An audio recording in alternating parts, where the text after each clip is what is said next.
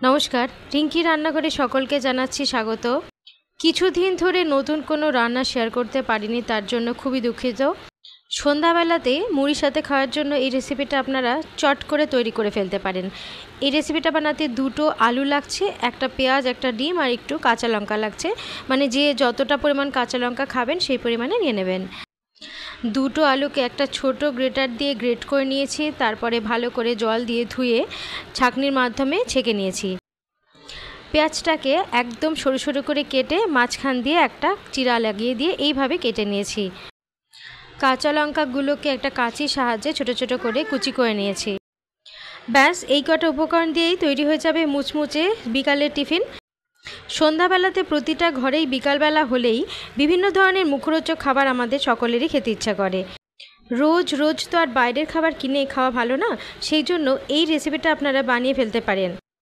হাতের কাছে সব কিছু থাকলে খুব বেশি 10 মিনিটে তৈরি হয়ে যাবে মুচমুচে পকোড়া। আলুর মধ্যে মিশিয়ে দিলাম একটা ডিমটা দিলাম খুব ক্রাঞ্চি করার জন্য। আপনারা চাইলে ডিমটা অ্যাভয়েডও করতে পারেন।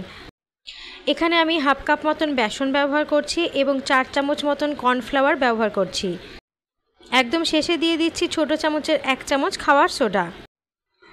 একদম শেষে আমি নুনটা দিয়ে সব কিছুকে খুব ভালোভাবে মেখে নেব এবং সামান্য একটু হলুদও এর মধ্যে মিশিয়ে দেব।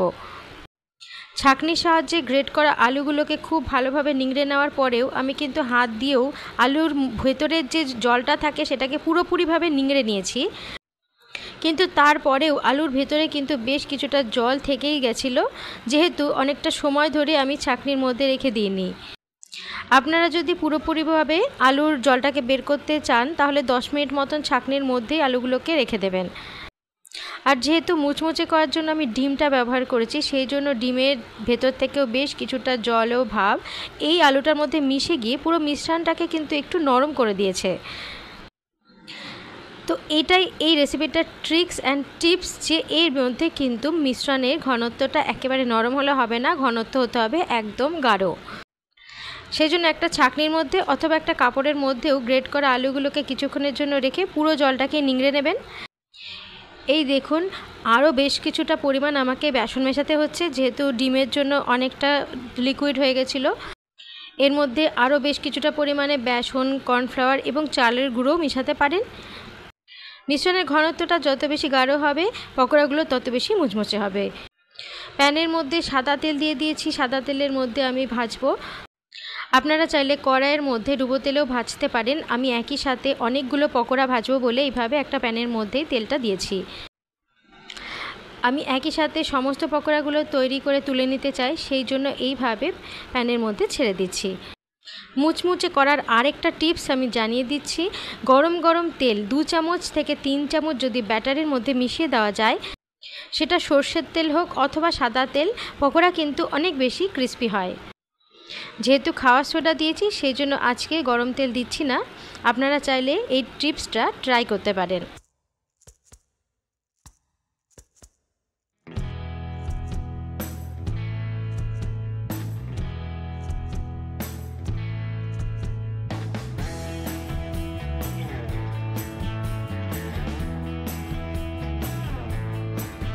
সমস্ত পকোড়াগুলো একদিকে ভালোভাবে হয়ে গেলে আস্তে আস্তে সবকটাকেই উল্টে দেব এবং 2 পিঠটাই খুব ভালোভাবে হয়ে গেলে নামিয়ে নেব। কিছুদিন ধরে সন্ধ্যাবেলাতে চটজলদি কি বানানো যায় ভাবতে ভাবতে এই রেসিপিটা বানিয়ে ফেললাম। আলু দিয়ে চটজলদি অনেক রকমের মুচমুচে পকোড়া তৈরি করা যায়, তারই মধ্যে একদমই সহজ একটা পকোড়া রেসিপি আপনাদের সাথে শেয়ার করে ফেললাম। অনেকগুলো রেসিপি শেয়ার করব বলে অনেক দিন ধরে শ্যুট করে রেখেছি, কিন্তু মানসিক পরিস্থিতি এমনই হয়ে দাঁড়িয়েছে কোনো কিছু আপনাদের সাথে শ্যুট করতে পারছি না। এই 2 বছরের মধ্যে প্রথমবার আমি থমকে দাঁড়িয়েছি আমার রান্নার ভিডিও শেয়ার করার আগে। মাথার মধ্যে শুধু একটা জিনিসই ঘুরছে, কী করে এত ভয়ঙ্করভাবে একটা মেয়েকে কোনো মানুষ মারতে পারে, খুন করতে পারে। বিভিন্ন ধরনের ভয়ঙ্কর ভয়ঙ্কর ক্রাইম আগেও হয়েছে, এখনও হচ্ছে, কিন্তু এর কোনো শাস্তি কেন হয় না? প্রধানমন্ত্রী, মুখ্যমন্ত্রী, এনাদের হাতে তো অনেক পাওয়ার। এনারা চাইলে কিন্তু 3 দিনের মধ্যে ফাঁসি দিতে পারে, যারা দোষ করেছে তাদের শাস্তি দিতে পারে। বাংলাদেশ, ভারতবর্ষ সমস্তই তো একটাই দেশ। সমস্ত দেশের হয়ে আমি বলছি, আমিও কিন্তু একটা সাধারণ নাগরিক, একজন সাধারণ নাগরিক হিসাবে আমিও আবেদন করছি, আপনারা প্লিজ কিছু করুন, শাস্তির ব্যবস্থা করুন। 15ই আগস্ট দেশ স্বাধীন হয়েছে, আজকে 17ই আগস্ট 2024-এ দাঁড়িয়ে আমি আবারও বলছি, দেশ কি স্বাধীন হয়েছে? মেয়েরা কি স্বাধীন হতে পেরেছে?